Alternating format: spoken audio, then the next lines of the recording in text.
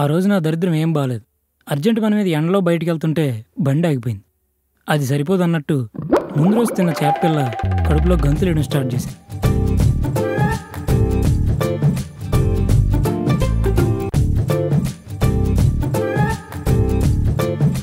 ఆ రోజు కొన్ని చిత్రమైన సంఘటనలు జరిగాయి.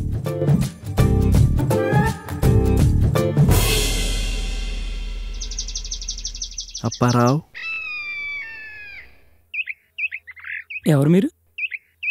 నీకు బాగా కావాల్సిన వాళ్ళం. ఎంత బాగా కావాల్సిన వాళ్ళైనా అరగంట తర్వాత అబ్బాయి. మేము నీకు హెల్ప్ చేయడానికి వచ్చాం. బాగోదులే, నేనే హ్యాండిల్ చేస్తాను.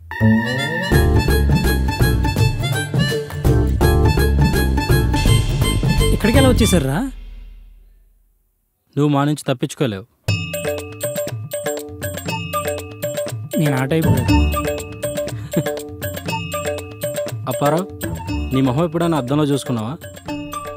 చిన్నప్పుడు ఒకసారి చూసుకున్నట్టు గుర్తు, తర్వాత ఎందుకో మానేశాను. అవునా? ఒకసారి చూసుకో.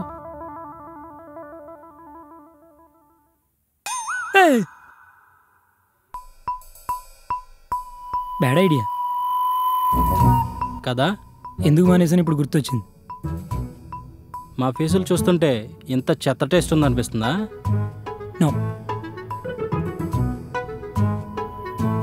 మరి నాతో మీకేం పని? అది తెలియాలంటే ముందు మేమెవరో నీకు చెప్పాలి. నేను దేవుణ్ణి. నువ్వు సహదేవుడువా? కాదు, దేవుడికి ఆపోజిట్. నేను అక్కినేని నాగార్జున్ని. అన్నపూర్ణ స్టూడియోస్ ఐడియా ఉంది కదా, అక్కడికి వచ్చేయండి, మాట్లాడుకుందాం.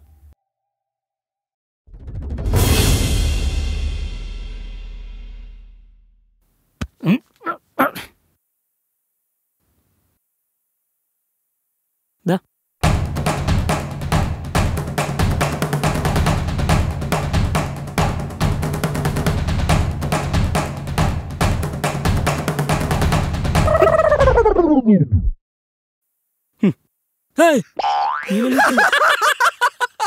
కిలోమీటర్ నీ అబ్బా.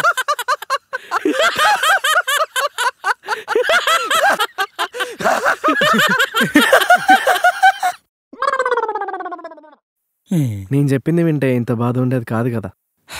సరే చెప్పండి, ఏం చెప్తారు? నేను దేవుణ్ణి. నేను దేవుడికి ఆపోజిట్. సరే, నువ్వు దేవుడు అని ప్రూవ్ చేయి, నువ్వేం చెప్పినా నమ్ముతాను. ఎలా ప్రూవ్ చేయాలో చెప్పు. ఇందాక నా నీళ్లు వంపేశారు కదా, ఇందాక ఒలిగిపోయిన నీళ్లు మళ్ళీ వెనక్కొచ్చి బాటిల్లో కూర్చోవాలి. అది చేయి, నేను ఒప్పుకుంటాను. ఓకే. ఓం భీం బుష్. ఓం భీం బుష్? చాలా కథలు ఉన్నాయి మన దగ్గర. ఒకసారి చూసుకో.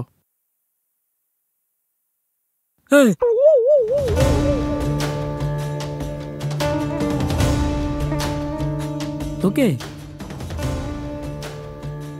సో నువ్వు దేవుడివే. ఓం భీం బుష్ అనేది మంత్రమా? చిన్నప్పటి నుంచి ఆడుకున్నప్పుడు చాలాసార్లు వాడడం, ఎప్పుడు పని చేయలేదు. పవర్ మంత్రంలో ఉండదు, నమ్మకంలో ఉంటుంది. ఓ, ట్రై చేద్దాం. మంత్రం పని చేస్తే నీళ్ళు ఎందుకు ఇంకా? ఓం భీం బుష్ పని చేస్తుంది. ఏమైంది? అదా మ్యాటర్ అక్కడికి ట్రాన్స్ఫర్ చేశాను. Om Bheem bush. So mister God, ఈ దర్శన భాగ్యానికి కారణం ఏంటి? మా ఇద్దరికి ఒక తగు వచ్చింది. మా ఇద్దరిలో నీ గొప్పని నేను, కాదు తన గొప్పని తను, ఎటూ తేల్చుకోలేకపోతున్నాం. ఇంతమంది జనాన్ని వదిలేసి మీరు నా జడ్జిమెంట్ కోసం వచ్చారంటే నేను తెలివైన మీకు కూడా తెలిసిపోయింది అనుకుంటా. అంత సీన్ లేదు. లాటరీ తీస్తే నీ పేరు వచ్చింది.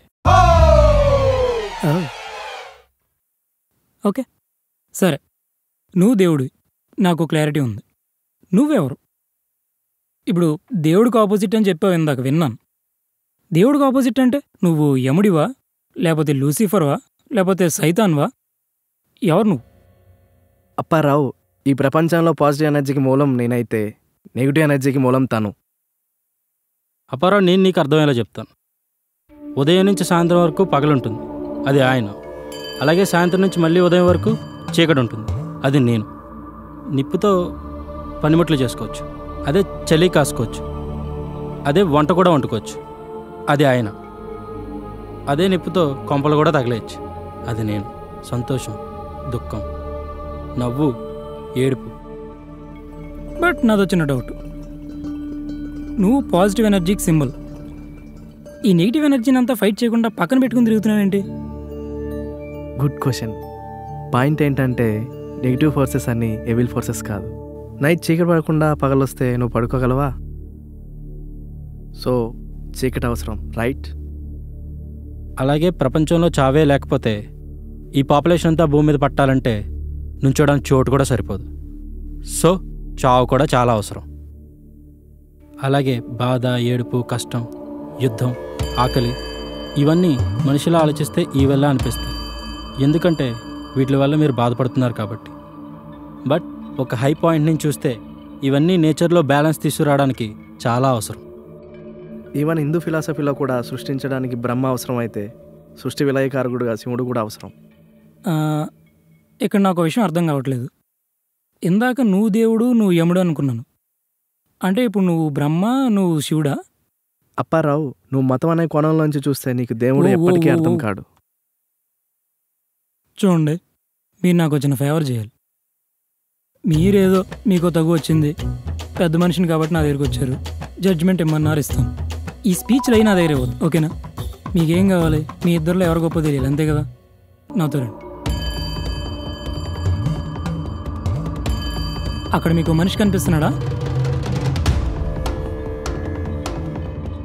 5 నిమిషాల్లో అతను అక్కడి నుంచి వెళ్ళిపోయే లోపు అతను మంచోళ్ళ వెళ్తే నువ్వు గెలిచినట్టు, చెడ్డోళ్ళ వెళ్తే నువ్వు గెలిచినట్టు, ఓకే?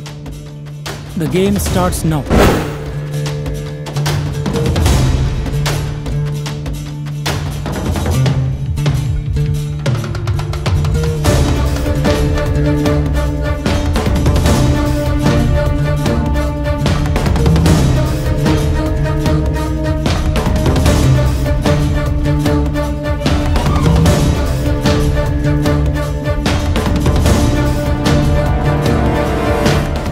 भैया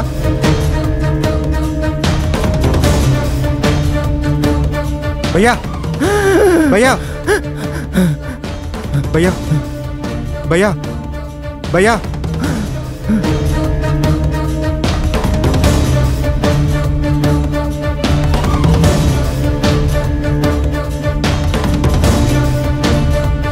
शिट भैया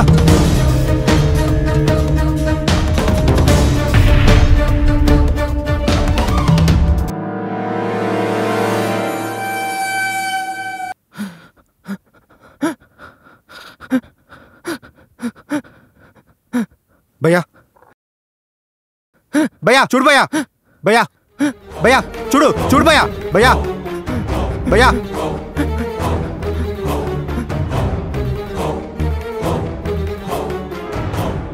कल तेरू चूड़ भैया भैया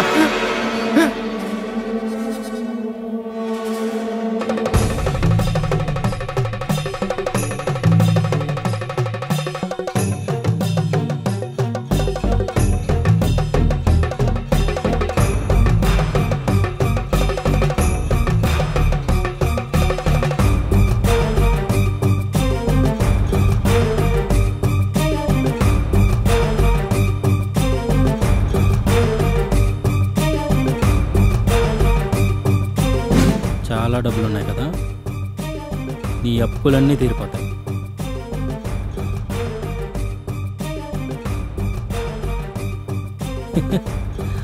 వాడింక బతకడు.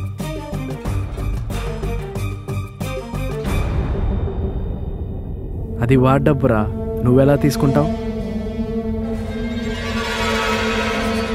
భయ్యా భయ్యా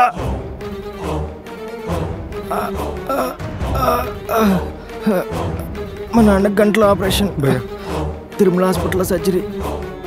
ఆ డబ్బు ఎలాగైనా నువ్వే నేను తీసుకెళ్తాను భయ్యా. నీకేం కాదు భయ్యా.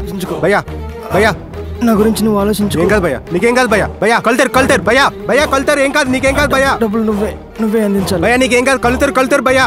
నేను తీసుకెళ్తాను భయ్యా. ఆపరేషన్ నేను తీసుకెళ్తాను భయ్యా. భయ్యా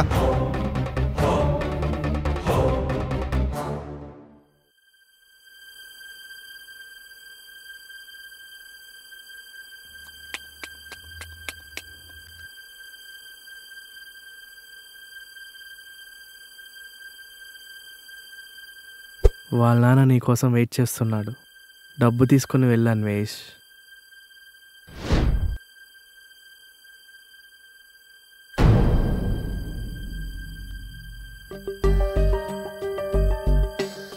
ఈ డబ్బు నాది కాదు, నాకొద్దు.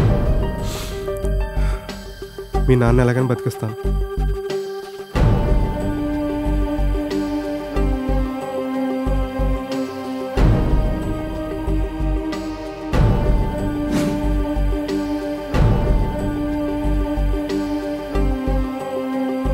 ఎస్.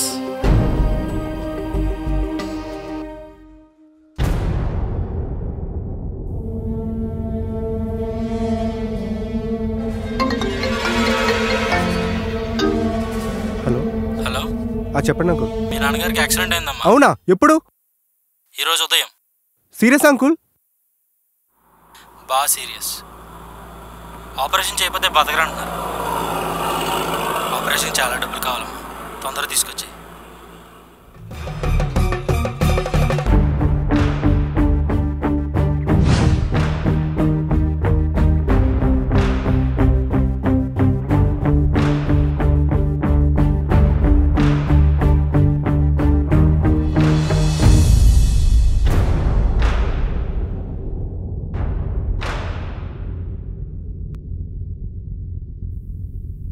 అంత ఆలోచించడానికి ఏముంది అన్వేష్?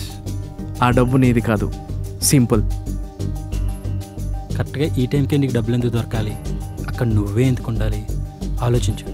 ఈ సిచ్యువేషన్ నీ కోసమే క్రియేట్ అయింది. ఆ డబ్బులు నీకే, నీకే. తీసుకో, ఆ డబ్బులు నీకే. లేదన్వేష్, ఇది నీకు ఒక పరీక్ష. ఈ డబ్బుతో ముడిపడి అక్కడ ఒక పెద్ద అయిన ప్రాణం, ఒక కుటుంబం, నిన్ను నమ్మిన ఒక మనిషి చివరి కోరిక ఉన్నాయి. Don't fail him Anvesh, don't fail him.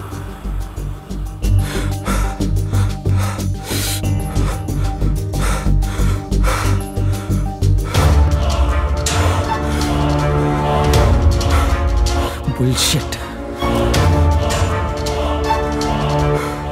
Check. మీ నాన్నకి ఎందుకు యాక్సిడెంట్ జరగాలి? ప్రపంచంలో బలిసిన వాళ్ళు ఎంతమంది ఉన్నారు, వాళ్ళెవరికి ఏం కాదు. తట్టుకునేవాడికి కష్టాలు వస్తూనే ఉన్నాయి. దొంగన కొడుకులందరూ కారుల్లోనూ విమానాల్లోనూ తిరుగుతూనే ఉన్నారు.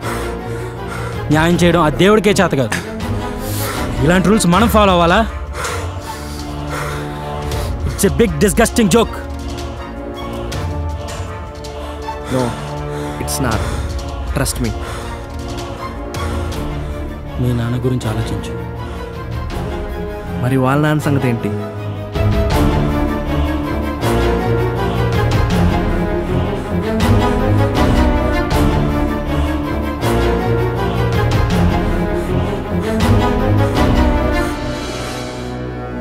ఓ మై గాడ్ జిల్.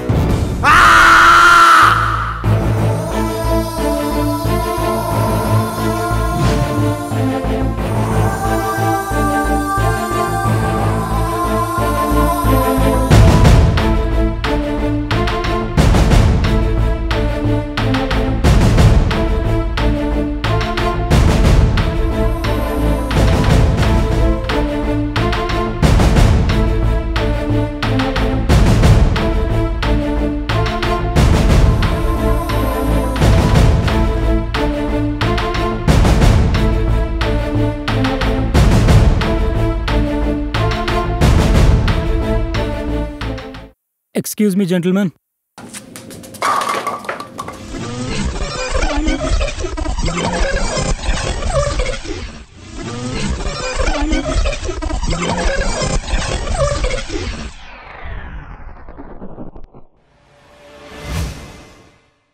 కంగారు పడకండి, జడ్జిమెంట్ వచ్చేసింది.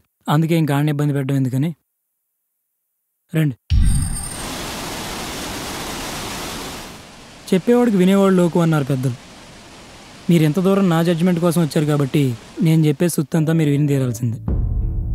ఫస్ట్ మన క్యూట్ బాయ్ మిస్టర్ గాడ్ దగ్గరికి వద్దాం.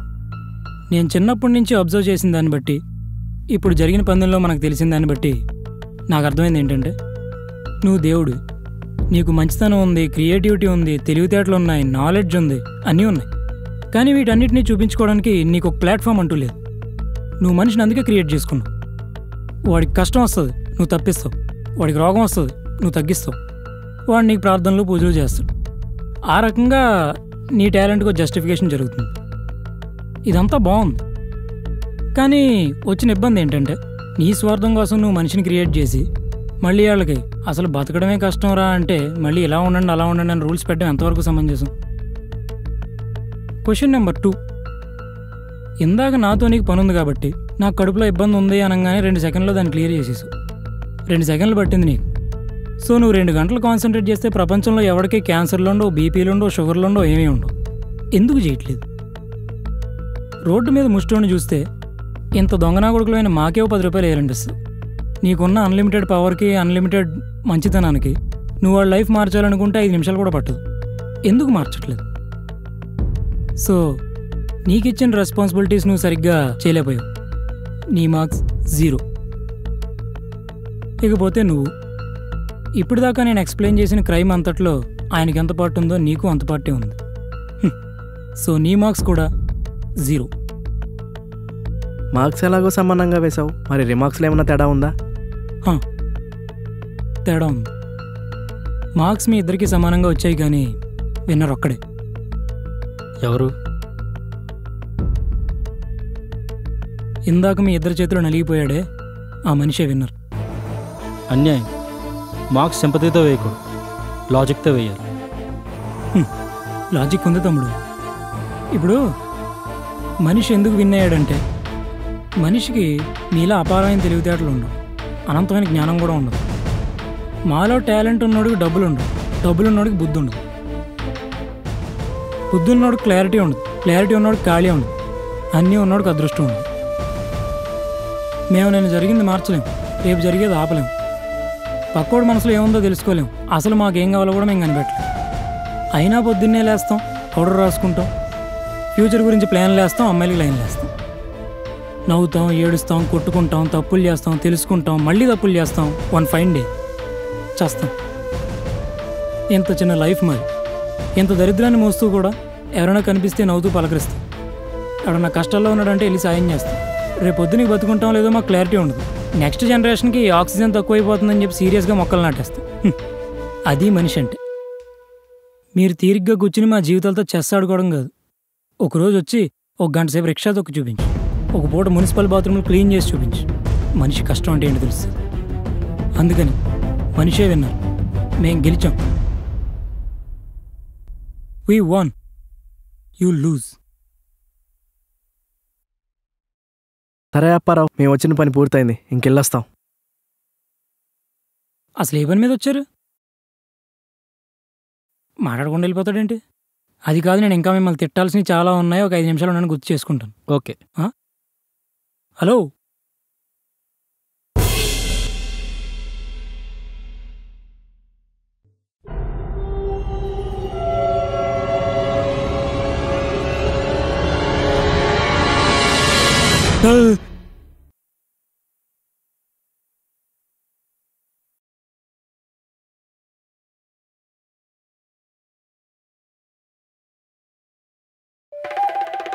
ఆఫీసులో పడుకోవడమే ఎక్స్ట్రా, మళ్ళీ కలవరింతలు.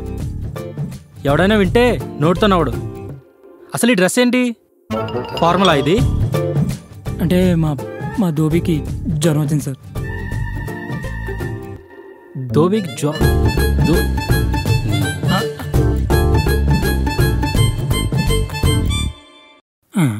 రోజు పడుకుంటే పక్కన ఉన్న నాకే తెలిసేది కాదు, ఏంటిలా దొరికిపోతున్నావు?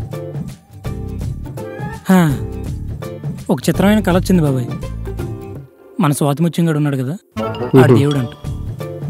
మన మేనేజర్ బద్దలున్నాడు, యముడు అంట. ఇంకా చిత్రమైన విషయం ఏంటంటే హరిగాడి కల్లోకి వచ్చాడు. ఆడు నేను మాట్లాడుకుని సంవత్సరం పైనే అవుతుంది. కళ్ళకి వచ్చి ఏమంటున్నాడు? యాక్సిడెంట్ అవుద్దాడు కల్లో. చంపేశాం మొత్తానికి.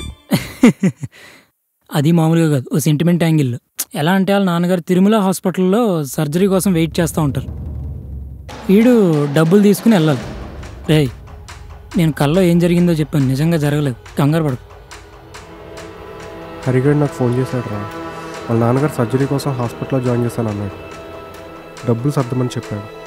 ఈ విషయం నీకెలా తెలిసింది? ఏ హాస్పిటల్? తిరుమల హాస్పిటల్.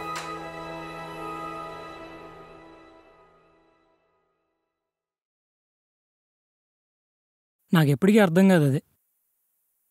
ఈ వరల్డ్ ఇంత మీనింగ్లెస్గా ఎందుకుంది? నువ్వు పైనుండి చూస్తూ కూడా ఎందుకు ఆపట్లేదు? నీ దగ్గర ఒక ఆన్సర్ అంటూ లేదా? ఈ బాటిల్లో వాటర్ అంతా ఈ గ్లాస్లో పోయి. ఈ బాటిల్లో వాటరు ఆ గ్లాస్లో పోయి. ఇంత వాటర్ ఈ గ్లాసులో సరిపోద్దా? ఇది నీ అండర్స్టాండింగ్. ఇంత చిన్న నాలెడ్జ్ పెట్టుకుని నన్ను అర్థం చేసుకోగలను అనుకుంటున్నావా? నన్ను అర్థం చేసుకోమని ఎప్పుడూ చెప్పలేదు, నన్ను నమ్మమని మాత్రమే చెప్పాను. నన్ను నమ్ము. ముందు నువ్వు చేయగలిగింది చెయ్యి, నువ్వు చేయగలిగిందంతా చెయ్యి. ముష్టి వాళ్ళని నేను రోడ్డు మీద వదిలేశానన్నా, నువ్వు ఎంతమంది ముష్టి వాళ్ళకి దానం చేశావు? ముందు నీ కంటి ముందు కనపడిన వాళ్ళందరికీ సాయం చెయ్యి, తర్వాత నన్ను అడుగు. అలా నువ్వు నీ తోటి వాళ్ళందరూ చేస్తే నన్ను అడగాల్సిన పనే లేదు. ఎందుకంటే మీరందరూ కలిస్తేనే మీరు చేస్తే నేను చేసినట్లే. అదే నా సమాధానం. అసలు మనం ఎక్కడ ఉన్నాం? ఇది ఎక్కడ జరుగుతుంది? ఇక్కడ. అసలు ఇది నిజమా కళ? నిజం కూడా ఒక రకమైన కళే.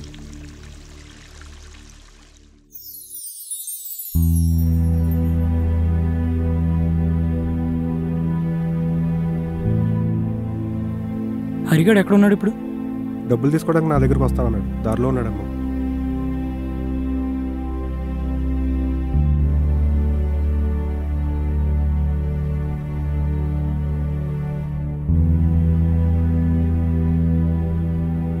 హరి,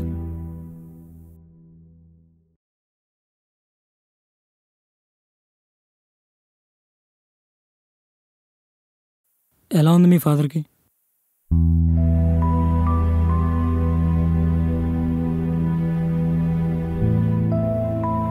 ఎంత వద్దంటున్నారు? 20 దాకా వద్దన్నారు.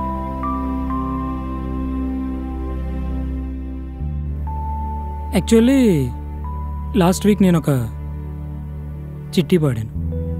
10 లక్షల దాకా వస్తుంది. నాకు ఇప్పుడు అంత అర్జెంటుగా దాంతో పని ఏం లేదు.